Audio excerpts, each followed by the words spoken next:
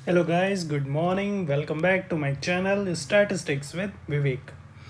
चलिए स्टार्ट करते हैं। आज का जो टॉपिक है वो रहने वाला है बाइनोमियल डिस्ट्रीब्यूशन से रिलेटेड।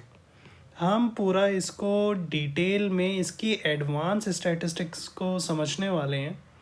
ओके, तो चलिए स्टार्ट करते हैं। इसके अंदर बहुत सारी कैलकुलस और मैथमेटिक्स इन्वॉल्व होने वाली है और ये हमारी हेल्प करेगी फर्दर के चैप्टर्स जो हमारा कंटिन्यूस रैंडम वेरिएबल है उसको समझने में।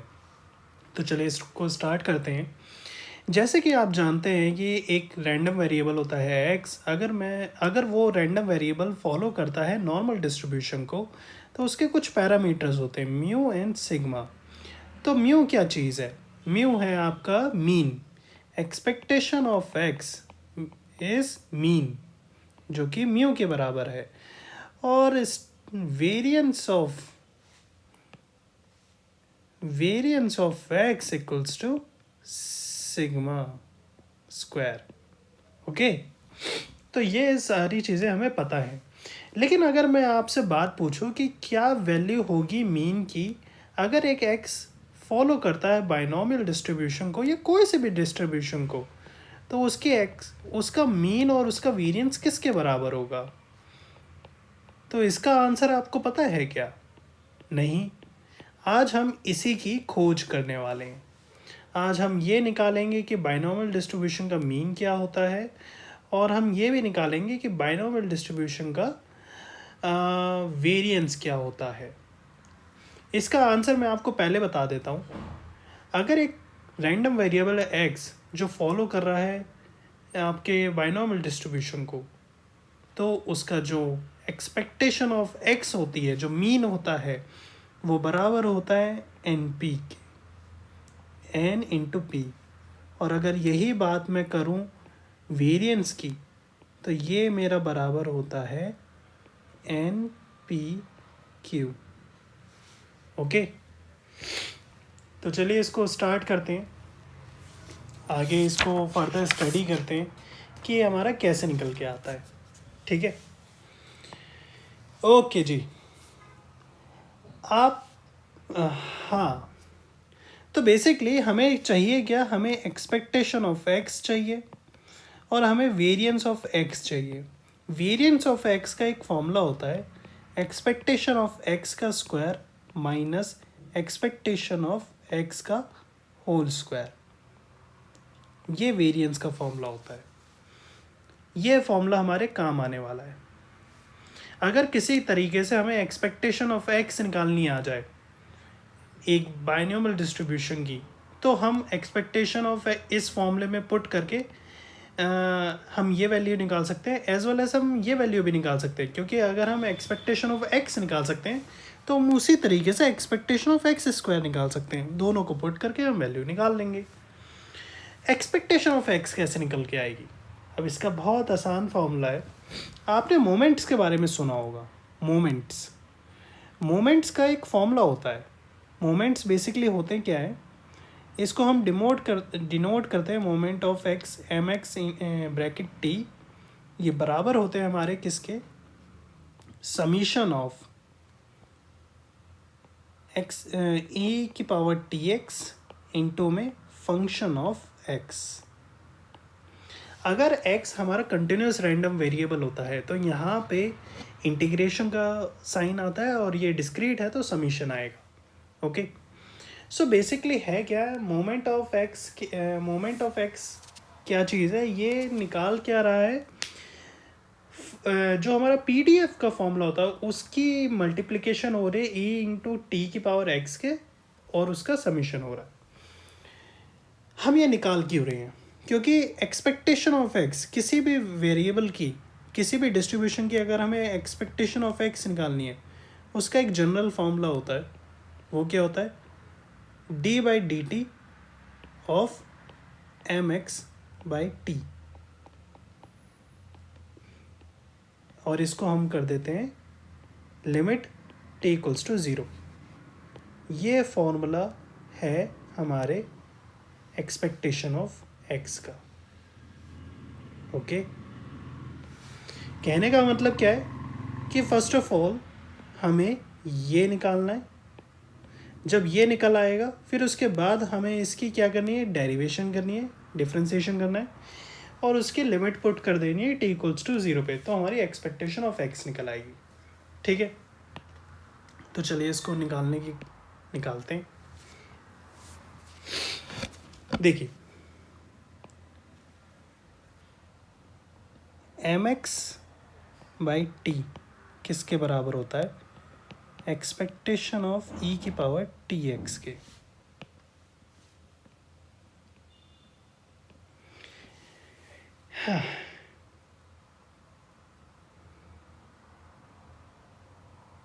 आपको पता है एक्सपेक्टेशन ऑफ x एक्चुअली में किसके बराबर होता है, एक्सपेक्टेशन ऑफ x एक्चुअली में बराबर होता है summation of x into F x के। अगर मैं एक्सपेक्टेशन ऑफ एक्स स्क्वायर लिखूं तो ये मेरा बराबर होता है x square into F x के।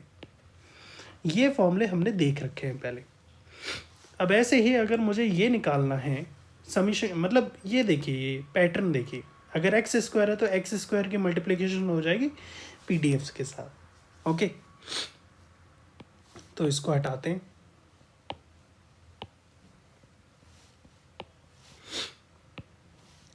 तो ये किसके बराबर होगा, समीशन ऑफ ई की power t x into F of x. Okay, और हमारा x जो है वो फॉलो करता है बायनॉमियल डिस्ट्रीब्यूशन को with having parameter n comma p। तो अगर मैं इसको कैलकुलेट करूँ तो ये मेरा क्या निकल के आएगा, mx by t equals to summation of e की पावर टी एक्स इंटू इसका फॉर्मूला होता है एन सी एक्स पी की पावर एक्स क्यू की पावर एन माइनस एक्स, ये फॉर्मूला होता है। अब इसको क्लब कर लेते हैं। इसको मैं अगर क्लब करता हूँ तो क्या निकल के आता है, मैं किसको क्लब करूँगा, एक्स को, इन दो वेरिएबल को क्लब कर दूँगा क्योंकि इनकी पावर में एक्स आ रहा है। तो एन सी एक्स और पी ई की पावर टी की पावर एक्स एंड क्यू की पावर एन माइनस एक्स, ये आ गया हमारे पास एम एक्स टी। अब इसको और छोटा करेंगे। अब ध्यान से देखिए ये क्या है, n c x p e t की पावर एन और क्यू की पावर एन माइनस एक्स। आपने बाइनोमियल थ्योरम में ये फॉर्मूला पढ़ा है क्या, ए प्लस बी की power n equals to n c x a की पावर एक्स बी की पावर एन माइनस एक्स, और ये इसका समीशन होता है। ऐसे इसकी वैल्यू निकल के आती है। ये बाइनोमियल थ्योरम का एक फॉर्मूला होता है बाइनोमियल सीरीज़ का। ओके, तो अब अगर मैं इसको कंपेयर करूं हमारे इस फॉर्मूले में, तो हमारे पास समीशन है, हमारे पास एन सी एक्स है, हमारे पास ये टर्म है और ये टर्म है। तो इन सबको अगर मैं क्लब करके लिखना चाहूँ तो मैं क्या लिख सकता हूँ, एम एक्स टी बराबर है, ए क्या है हमारा, पी ई की पावर टी प्लस बी क्या है, क्यू की पावर एन। ओके, तो ये हमारे पास क्या निकल के आ गया, मोमेंट निकल के आ गया, मोमेंट एट टी। ओके, तो मोमेंट हमारे पास क्या निकल के आया है, P e T plus Q की पावर एन। अब मैंने आपको क्या बताया था, अगर मुझे एक्सपेक्टेशन ऑफ एक्स निकालनी है तो मुझे क्या करना पड़ेगा, इसकी डिफ्रेंसिएशन करनी पड़ेगी with respect to t of m x t, और फिर मुझे इसको एट द एंड टी की वैल्यू मुझे ज़ीरो रखनी पड़ेगी। तो चलिए पहले इसकी डिफ्रेंसिएशन कर देते हैं with respect to t, p e की power t plus q n. Okay, ये पूरा फंक्शन है। अब मुझे इसकी एक्सपेक्टेशन ऑफ एक्स निकालनी है, तो यहाँ पे पावर को सामने ले आएंगे, पावर में से 1 माइनस कर देंगे, तो ये हमारे पास कितना हो जाएगा,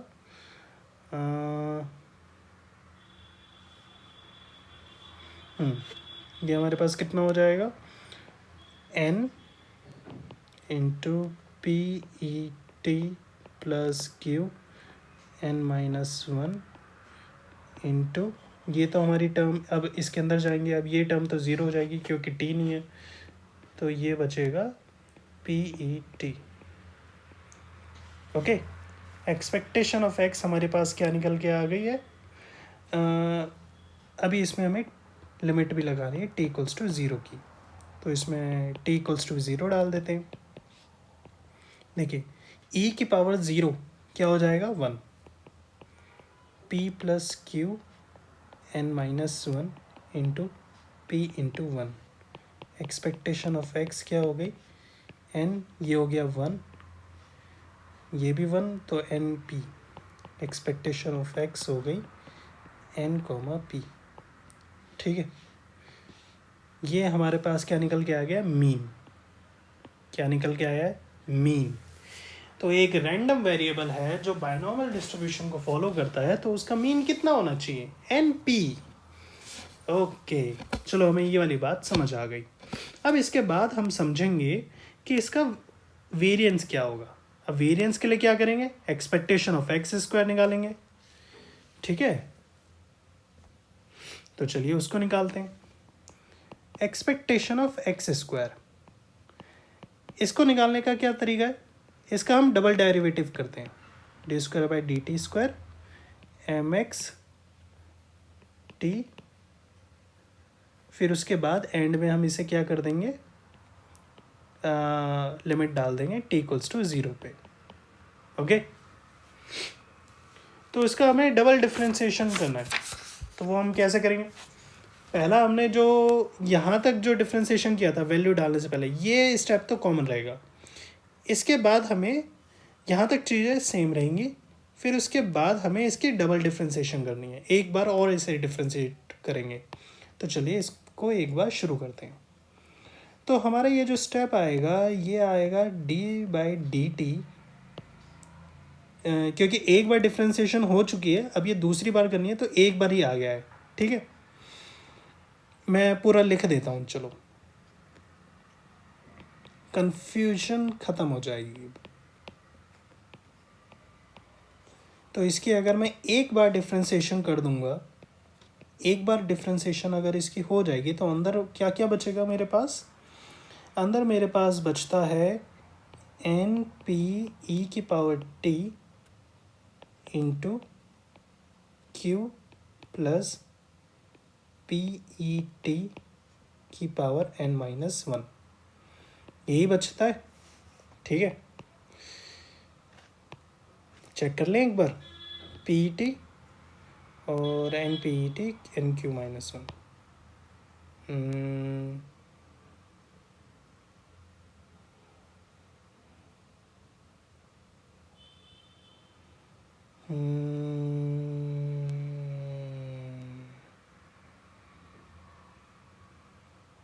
ठीक है, कोई दिक्कत नहीं, क्योंकि यहाँ पे ये देखो, ये वाला n जो है वो इसके साथ आ गया ना, कोई दिक्कत थोड़ी ना, मल्टीप्लिकेशन में ही तो है सारे। मैं इसको इसके साथ भी लिख सकता हूँ, लेकिन छोटी टर्म को मैंने एक साथ लिख दिया। ठीक है, कोई दिक्कत नहीं है। अब इसमें से जिन वेरिएबल्स के अंदर t है उनको हम एक साथ रखेंगे, जिनके पास t नहीं है वो हमारे लिए कांस्टेंट हो गए, उनको डिफ्रेंशिएशन से हम बाहर कर देंगे। तो n p d by d t, अंदर क्या बचा, e by t into q plus p e t की पावर n-1। ठीक है, अब इसके बाद इसमें हम कौन सा फॉर्मूला लगाएंगे डिफ्रेंशिएशन करने में, multiplication rule, product rule. Product rule क्या कहता है, first differentiation of second plus second differentiation of first. Okay, तो ये आ जाएगा हमारे पास एन पी, जो हमने बाहर निकाल लिया था कॉमन। तो फर्स्ट की अगर हमें पहले नाम दे देते हैं Q plus p e t की पावर n-1, ये हो गया फर्स्ट, ये हो गया सेकंड। तो फर्स्ट की डिफ्रेंसिएशन करेंगे, फर्स्ट को रखेंगे, सेकंड की डिफ्रेंसिएशन प्लस, फिर सेकंड को रखेंगे, फिर फर्स्ट की डिफ्रेंसिएशन करेंगे। एन पी बाहर कॉमन चल रहा है, तो फर्स्ट को रखा, फिर उसके बाद सेकंड की डिफ्रेंसिएशन करी है, तो डिफ्रेंसिएशन करेंगे तो क्या आएगा, n-1 Q plus P T, और यहाँ पे हो जाएगा n-2 इंटू में, अब इसके अंदर भी करेंगे तो ये हो जाएगा आपका P e T, that's it, plus अब सेकंड को रखेंगे और फर्स्ट की डिफ्रेंसिएशन कर देंगे, तो इसका भी कुछ ज़्यादा फ़र्क नहीं पड़ेगा, ये ई का पावर टी ही रहेगा। ठीक है, अब ये हमारा पूरा कंप्लीट हो गया। अब यहाँ पे हम क्या लगा देंगे, limit t equals to zero की। तो हम यहाँ पे अगर टी इक्वल्स टू ज़ीरो की लिमिट लगाएंगे तो ये हमारे पास ई की पावर ज़ीरो 1, ये n-1, और ये आपका इस वैल्यू में अगर हम इसको 1 कर देंगे, p प्लस क्यू 1 हो जाएगा। फिर उसके बाद p की यहाँ पे सिर्फ p बचेगा, प्लस यहाँ पे ये भी पूरी वैल्यू 1 हो जाएगी, और यहाँ पे ये भी पूरी वैल्यू 1 ही हो जाएगी। यहाँ पे भी e की पावर जो है t है, इसकी जगह 0 रखेंगे तो 1 बन जाएगा। तो ये हमारे पास फाइनल फार्मूला निकल गया है। इसको क्लब करके लिखूँगा तो एन पी ब्रैकेट के अंदर n-1 इंटू पी प्लस 1। ठीक है, इसको अगर मैं थोड़ा शॉर्ट करूँ तो ये क्या हो जाएगा मेरे पास, ये हो जाएगा मेरे पास n p plus n square p square minus n p square. देखिए, इसको सॉल्व करोगे आपके पास यही आंसर आएगा। एन पी इसके साथ मल्टीप्लाई हो गया तो एन पी तो ये आ गया, फिर उसके बाद एन पी इन सब के साथ भी मल्टीप्लाई होगा, इन सब के साथ भी मल्टीप्लाई होगा, तो क्या होगा एन पी, फिर एन पी इससे मल्टीप्लाई होगा तो ये एन पी का स्क्वायर हो जाएगा, फिर पी इधर आएगा, फिर एन पी स्क्वायर होगा। हाँ सही है। इसके बाद हमारे पास एक्सपेक्टेशन ऑफ एक्स स्क्वायर क्या निकल के आया है, n p plus n square p square minus n p का स्क्वायर। एक्सपेक्टेशन ऑफ एक्स क्या था, एन पी। ओके, तो इनको माइनस करते हैं। Variance of x equals to expectation of x का square minus expectation of x का whole square. तो ये मेरे पास क्या निकल के आया, n p plus n square p square minus n p square minus n square p square. ये टर्म ये कट गई, n p minus n p square common ले लेते हैं, एन पी तो 1 माइनस पी, क्या बचा, n p q. Variance of x equals to n p q finally. So हम यहाँ पे डन करते हैं। हमारी advance class for the mean and variance of the binomial distribution हमारी यहाँ पे ख़त्म होती है।